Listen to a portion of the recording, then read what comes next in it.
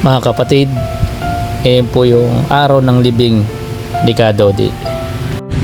Isa po ito sa malungkot na araw po namin, sapagkat po bilang tao nakakaramdam po tayo ng kalungkutan, lalo na po sa pagpanaw ng mahal po nating kapatid, isang masigla at mapagmalasakit pong kapatid.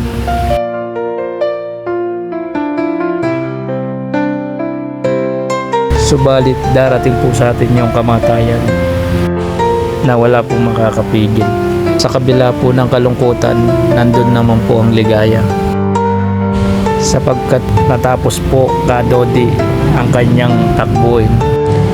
Isa ka pong inspirasyon sa aming lahat, Kadodi.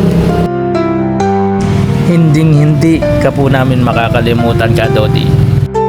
Sa mga kapatid po nagbigay po ng tulong sa pamamagitan po ng GCash, pinaabot po ng pamilya ni Rodolfo. Taus-pusong pasasalamat sa inyo pong pagmamalasakit, mga kapatid. Maraming salamat po sa inyo.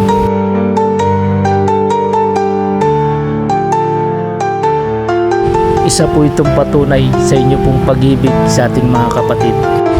Ang Ama na po ang bahala sa inyo.